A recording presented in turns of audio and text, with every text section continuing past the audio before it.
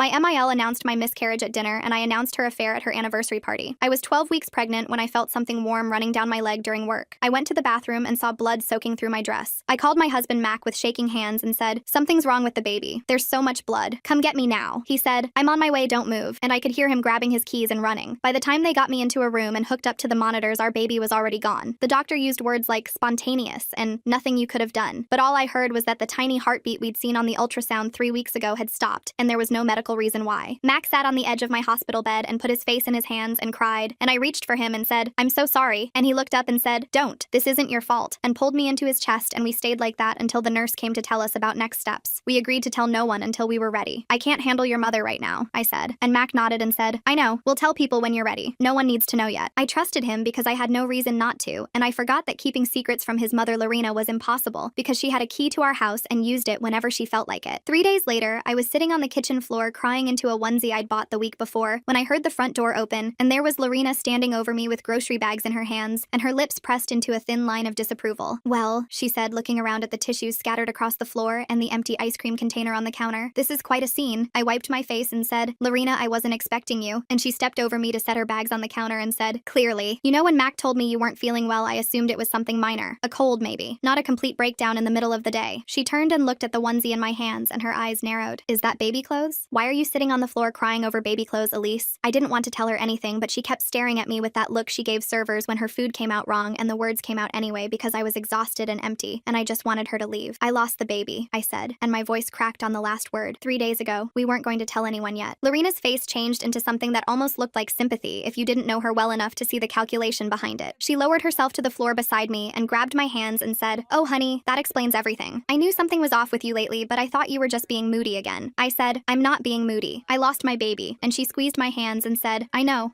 and I'm sure you're blaming yourself even though the doctor probably told you these things just happen sometimes, especially with first pregnancies, especially when the mother is under a lot of stress." She looked at me with her head tilted. "You have been under a lot of stress, haven't you? Working all those hours, not taking care of yourself properly. I told Mac months ago that you needed to slow down, but you never listened to me." I pulled my hands away and said, "The doctor said it wasn't anything I did," and Lorena nodded slowly and said, "Of course he did. They always say that, but we both know you could have taken better care of yourself, eaten better, rested more. You're not exactly known for putting your family first, are you?" She patted my knee. "But what's done is done. No point dwelling on it now." I said, "Please don't tell anyone. I need time before the whole family knows." And she put her hand over her heart and said, "Sweetheart, I would never betray your trust like that. I swear on my marriage this stays between us until you're ready, though I do think the family deserves to know eventually. They've been asking about grandchildren for years, and it's not fair to keep them in the dark forever, just because you're embarrassed." That Friday she called and said she was organizing a small dinner because we needed to be surrounded by people who loved us. "Just immediate family," she said. "You really do need to get out of that house. Sitting around crying isn't going to bring the baby back." I said, "I don't think I'm ready for company," and she sighed heavily and said, "Elise, this isn't about what you want. Mac is struggling and he needs his family around him right now. Or is this going to be like every other time when your needs come before his?" So I put on a dress and let Mac drive me to his parents' house where 30 people were waiting in the dining room. I grabbed his arm and whispered, "You said immediate family," and he said, "I guess Mom invited more people. Just get through it." Lorena floated through the crowd in a cream dress, and when she saw me, she rushed over and grabbed my face and said loudly, "Oh, you poor thing. You look exhausted. Have you been sleeping at all? You have bags under your eyes." Everyone nearby turned to look at me. Halfway through dinner, Lorena stood up and tapped her wine glass, and the room went silent. "I need your prayers," she said with tears rolling down her cheeks. "My son just lost his first baby, and I'm trying to be strong for him, but my heart is absolutely shattered." 30 faces turned to me. Lorena sat back down and grabbed my hand and leaned close and whispered, "You should really smile. People are going to think you don't appreciate them being here for you." I decided right then that tomorrow morning I was sitting Mac down and forcing him to choose between me and his mother. Lorena thought I would keep quiet because that's what I always did, but she just made the biggest mistake of her life. She wanted to play the grieving grandmother in front of 30 people, so I was going to make her explain why she broke her promise in front of her son. For the first time in 5 years, I wasn't afraid of what would happen when I finally stopped being polite. I'll tell you exactly how that conversation went. The car ride home was silent for the first 10 minutes. I stared out the window and waited for Mac to say something, to apologize, to acknowledge that his mother had just done something unforgivable. Finally, he cleared his throat and said, "I know tonight wasn't what you expected," and I laughed out loud because that was the biggest understatement I'd ever heard. "Wasn't what I expected? Mac, your mother announced our miscarriage to 30 people after she promised she wouldn't tell anyone." He tightened his grip on the steering wheel and said, "She was trying to help. She thought you needed support." I turned to look at him and said, "She thought I needed support? Or she thought she needed an audience?" He didn't answer. We pulled into our driveway and he turned off the car and sat there staring at the garage door. "I need you to apologize to her," he said quietly. I was sure I'd misheard him. "Excuse me?" He turned to face me with that soft expression he wore when he was about to ask me to do something I didn't want to do. "You barely spoke to anyone all night. You didn't thank her for the dinner. You just sat there looking miserable, and now she's upset upset because she thinks you're mad at her. I opened my mouth and closed it because I could not find words for what I was hearing. I am mad at her, I finally said. She told everyone about the baby after she promised she wouldn't. I have a right to be mad, Mac. He sighed and rubbed his eyes. She made a mistake. She got emotional. But giving her the silent treatment all night was cruel, and you need to apologize by tomorrow morning. I got out of the car and walked inside without answering. He followed me into the bedroom and said, Elise, I'm serious. She called me crying on the way home. She thinks you hate her. I pulled on my pajamas and said, good, maybe she should think about why. He stared at me like I was speaking a foreign language. You're being unreasonable. All she did was ask for prayers. That's what family does. I climbed into bed and turned off my lamp and said, if you can't see what she did wrong, then I don't know how to explain it to you. He stood there in the dark for a long moment, then walked out, and I heard the guest room door close behind him. The next morning, I woke up to 17 text messages. Mac's aunt asking if I was okay because Lorena had called her worried about my mental state. His cousin asking if I needed anything because she heard I wasn't handling the loss well. His other cousin saying Lorena mentioned I'd been acting erratic, and did I want to talk to someone professional. I scrolled through message after message from people I barely knew expressing concern about my stability, because Lorena had spent the night calling everyone in the family to tell them something was wrong with me. I found Mac in the kitchen drinking coffee and showed him my phone. Look at this. Look what she's doing. He glanced at the screen and shrugged. She's just worried about you. We all are. I said, she's not worried about me. She's trying to make everyone think I'm crazy so that when I tell them what she did, they won't believe me. Mac set down his coffee and said, listen to yourself right now. You sound paranoid. My mother loves you. She's trying to help and you're acting like she's some kind of villain. I stared at him and realized he was never going to see it. He'd spent 30 years being trained to believe everything Lorena did was out of love, and nothing I said was going to undo that programming in one conversation. 3 days later, a coworker stopped me in the hallway and asked if everything was okay at home. I said, what do you mean? And she looked uncomfortable and said, your mother-in-law came to my church's prayer group last night. She asked everyone to pray for you because you're not taking care of yourself. She said you've been struggling since the pregnancy, and she's worried you might hurt yourself. I felt the floor tilt beneath me. Lorena had gone to my coworker's church. She had stood up in front of strangers and painted me as someone who might hurt herself. She was building a case, documenting a pattern, making sure that when I finally snapped and told everyone what she'd done, they would already believe I was unstable. I drove home and found Mac watching TV and said, your mother told my coworker's prayer group that she's worried I might hurt myself. He muted the TV and said, she mentioned she was going to talk to some people about getting you support. I think it's a good idea, actually. You haven't been yourself lately. I said, I haven't been myself because I lost a baby, and then your mother announced it to 30 people, and then she spent the next week telling everyone I'm crazy. He stood up and walked over to me and put his hands on my shoulders like he was trying to calm a scared animal. Babe, I think you should talk to someone. A therapist, maybe. Mom knows a really good one from church. She thinks you're not processing the loss in a healthy way, and honestly, I'm starting to agree with her. I pulled away from him. You want me to see a therapist your mother recommended so she can control that narrative too? He threw his hands up. See, this is exactly what I'm talking about. You're acting like everyone is out to get you. That's not normal, Elise. That's not healthy. That night, he moved into the guest room. He said he needed space to think because I was refusing to apologize and I was refusing to get help, and he didn't know what else to do. I lay in our bed alone, staring at the ceiling and thinking about how Lorena had managed to isolate me completely in less than 2 weeks. My husband thought I was crazy. His family thought I was crazy. My coworkers thought I was crazy. She had taken my worst moment and used it to destroy every relationship I had, and she'd done it all while crying and asking for prayers. The next morning, I saw that Lorena had posted a photo from the dinner on Facebook. It was a picture of her hugging me at the table with her eyes closed and her face pressed against my hair. The caption said, please pray for my sweet daughter-in-law during this difficult time. She's struggling, but our family will get her through it. 200 likes, 40 comments about what an amazing mother-in-law she was. A dozen people tagging mental health resources for me to read. I screenshotted everything and sent it to my best friend Danielle with the message, am I crazy or is this insane? She called me immediately. What the actual hell is wrong with this woman? She's posting about your miscarriage on Facebook and making it sound like you're having a breakdown? I told her everything. The dinner, the texts, the prayer group, Mac moving to the guest room. Danielle was quiet for a long time and then said, you need to get out of there. This woman is trying to destroy you and your husband is helping her do it. I said, I can't just leave. Where would I go? She said, you can stay with me. But Elise, I'm serious. What she's doing is not normal. This is calculated. She's setting you up for something and you need to figure out what it is before she finishes building her case. I thanked her and hung up and sat in my kitchen wondering how my life had fallen apart so completely in 2 weeks. I'd lost my baby, I'd lost my husband, I'd lost my reputation, and Lorena was out there collecting sympathy and prayers while I sat alone in a house that didn't feel like mine anymore. I agreed to help set up Lorena's anniversary party, but I wasn't going there to fold napkins. She thought sending me into her house alone was safe because she'd already convinced everyone I was the crazy one. But women like Lorena always have secrets, and I was going to search every room until I found something that proved who she really was. She had no idea what she was handing me when she gave me those keys. What I found in her closet changed absolutely everything. 2 weeks after the dinner, Lorena called and said she needed help setting up for her 30th anniversary party. Kenneth's out of town until Thursday, and I can't possibly do everything myself, she said in that sweet voice that made me want to throw my phone across the room. You'll come help, won't you? It would mean so much to me. I said yes because Mac was standing right there, and because I knew refusing would give her more ammunition. She'd tell everyone I was too unstable to help with a simple party. She'd add it to her list of evidence that something was wrong with me. So Saturday morning, I drove to her house and spent 3 hours carrying boxes and ironing tablecloths while she supervised from the couch and pointed out everything I was doing wrong. "The napkins need to be folded into swans, not rectangles," she said without looking up from her phone. "And those centerpieces need to go on the west side of the room. The light is better there for photos." I nodded and adjusted and rearranged and fantasized about walking out the door and never coming back. Around noon, she sent me upstairs to grab extra chairs from her bedroom closet. "They're in the back," she called after me. "Behind the boxes. Make sure you don't mess up anything while you're looking." I climbed the stairs and went into the master bedroom and opened the closet door. It was massive, a walk-in the size of my living room with shelves and drawers and racks of clothes organized by color. I pushed past the dresses and moved some boxes and found the chairs folded up against the back wall. As I was pulling them out, I knocked over a shoebox on the top shelf and it fell open and receipts scattered everywhere. I knelt down to gather them and that's when I saw what they were for. Jewelry, expensive jewelry, a diamond bracelet from 2 years ago, pearl earrings from last Christmas, a necklace that cost more than my car. I'd never seen Lorena wear any of these things, not once. I was putting the receipts back when I heard her phone buzz from the nightstand in the bedroom. She must have left it upstairs when she went to answer the door earlier. I should have ignored it. I should have grabbed the chairs and gone back downstairs and pretended I never saw anything. But something made me walk over and look at the screen. The notification was from someone named Emmanuel with a heart emoji. The preview showed the first line of the text. "Last night was perfect. I can't stop thinking about you." My whole body went cold. Emmanuel. I knew that name. He was the deacon at Lorena's church. He'd been coming to family dinners for years. He always sat next to her, always refilled her wine glass before anyone else's, always laughed a little too hard at her jokes. I told myself there had to be an explanation. Maybe it was a different Emmanuel. Maybe the text was innocent and I was reading into it because I wanted to find something wrong with her. But my hands were already moving. I picked up her phone and typed in the passcode I'd watched her enter 100 times at family dinners. It opened immediately. I went to her messages and found Emmanuel's thread and started scrolling. "I miss you already. You're the only one who understands me. Kenneth doesn't touch me the way you do. I wish I'd married you instead." 7 years of messages. 7 years of "I love you" and "I need you" and "you're my soulmate" and explicit descriptions of things that made my stomach turn. I kept scrolling with shaking hands and found photos. Lorena in lingerie I'd never seen before. Emmanuel shirtless in what looked like a hotel room. The two of them together in bed with timestamps from dates I recognized. Their anniversary trip to Napa. The family reunion in Lake Tahoe. Christmas Eve 2 years ago when she said she was tired and went to bed early. I backed out of the messages and checked her photos and found a hidden album with hundreds more. Hotel rooms and restaurant receipts and screenshots of reservations at places she'd told Kenneth she was visiting with her girlfriends. Then I remembered the jewelry receipts. I went back to the closet and looked at the dates. Every piece was purchased within a week of one of their anniversary trips. Emmanuel had been buying her gifts that she couldn't wear around her husband. Gifts she kept hidden in her closet like trophies. I stood in that closet surrounded by evidence of 7 years of lies and felt something shift inside me. This woman had destroyed my reputation. She had turned my husband against me. She had announced my dead baby to 30 people and then told everyone I was crazy when I got upset about it. And the whole time she was preaching about faithfulness and family values while sleeping with the church deacon. I pulled out my phone and started screenshotting everything. The texts, the photos, the receipts. I worked quickly and methodically and saved every piece of evidence I could find to my own phone. Then I put her phone back exactly where I found it and grabbed the chairs and walked downstairs and said, "Found them. Where do you want me to set them up?" Lorena smiled at me from the couch and said, "By the windows. And thank you so much for helping. I know things have been hard between us lately, but I really do appreciate you." I smiled back and